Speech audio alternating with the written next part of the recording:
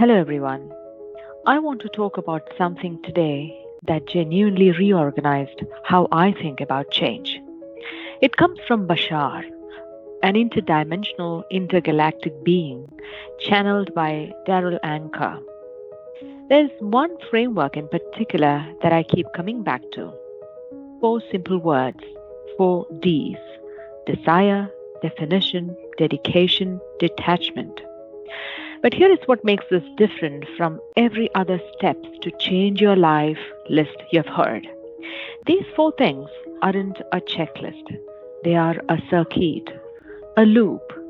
And if even one of them is missing, the whole thing breaks down. And what struck me even more, this is not new wisdom. The Vedantic tradition has been pointing at the same truth for thousands of years: the idea that the outer world is a reflection of the inner, that you are the source, and that real transformation begins from the inside out. These simplified format, the 4Ds, are essentially a practical map for exactly that journey. Let's get into it. Desire. The first one is desire. And I want to start with a question. Not what do you want, but how seriously are you taking what you want? Because most of us have desires we have quietly filed away. Things we want but have convinced ourselves are too big, too unrealistic, or just not available to us. So we put them down and pick up something more sensible. But here is the thing about desire: it's the fire. It's the thing that, when you really honor it and move through the full circuit, gets brighter and brighter. It amplifies. It doesn't stay the same size. It grows. So the question isn't whether your desire is valid. The question is whether you're willing to let it burn.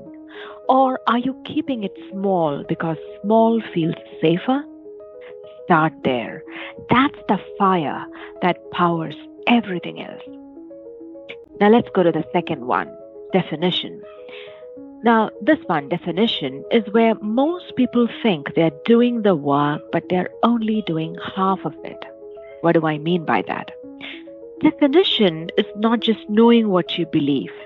It's about clarity of definition, really getting down deep into exactly how your beliefs are built, what components make them up, what thoughts and ideas go into them, where they actually came from. Because here is something that stopped me cold a few years before when I thought about this. A lot of the beliefs running in our lives right now, you and I didn't choose them. They were handed to you from your parents, from society, from the culture you grew up in, spoon fed since birth. And it goes even deeper than that.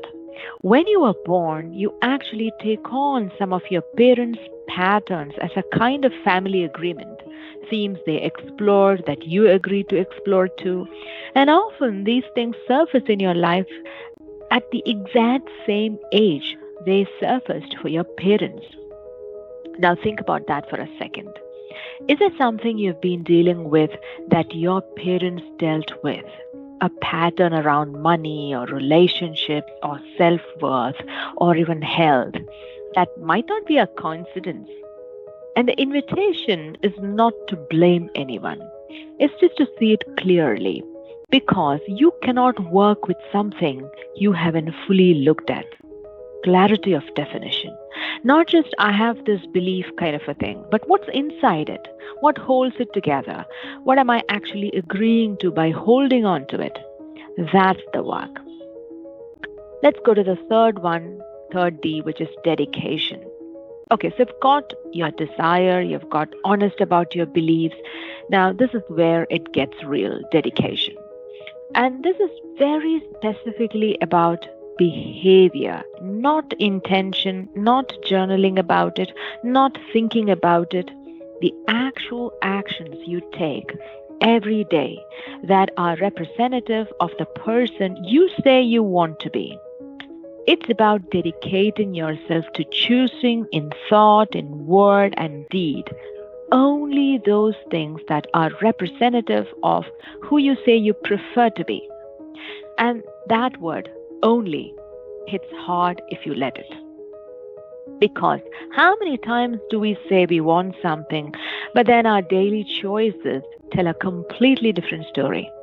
We say we want confidence, but we talk ourselves like we are still the person who failed.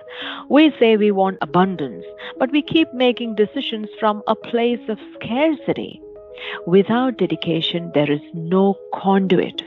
Think about that. The desire has nowhere to go. It just stays as a feeling, a wish with no pathway into actual life. And I think this is where a lot of people quietly give up without realizing it. They do the inner work, they feel very good about it, and then they go back to behaving like the old version of themselves. And nothing changes. So the question here is, does the way you're actually showing up day to day match who you say you are becoming? Not who you're planning to become.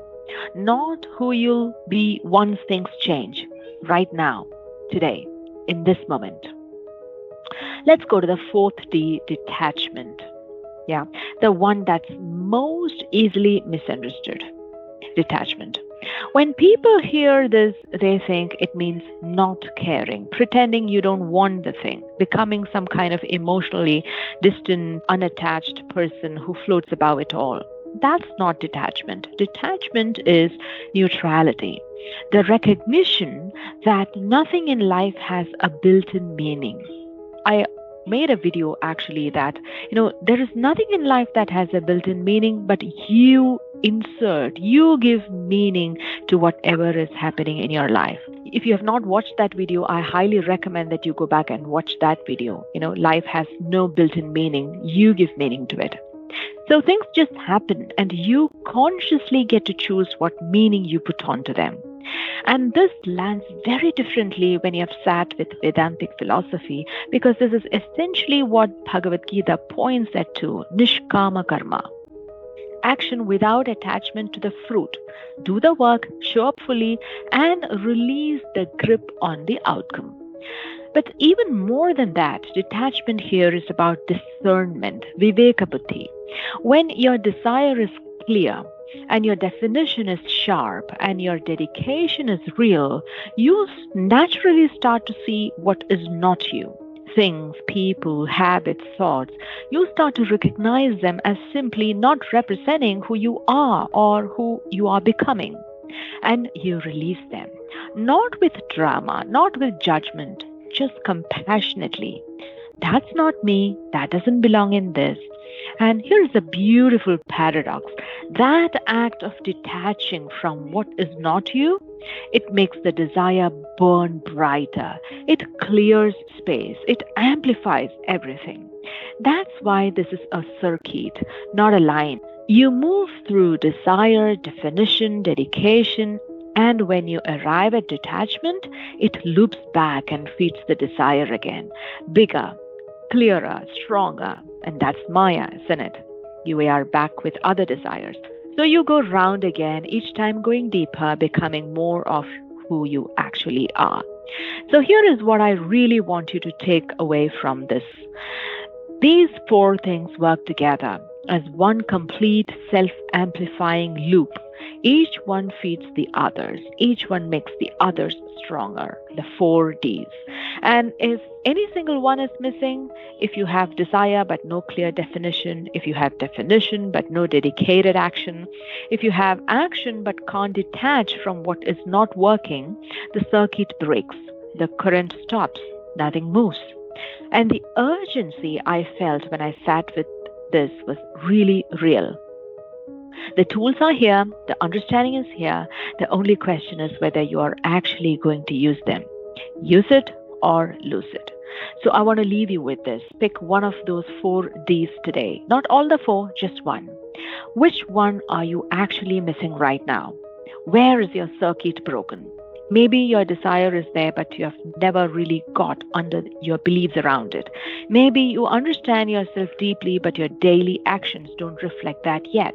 Maybe you're taking all the right actions, but gripping the outcome so tightly that you're leaving no room for something better to arrive. Just one, find it and start there. That's where the real change begins. If you enjoy the content on this channel, please like the videos and subscribe to get regular updates. And do share the videos you like with others who may find them useful.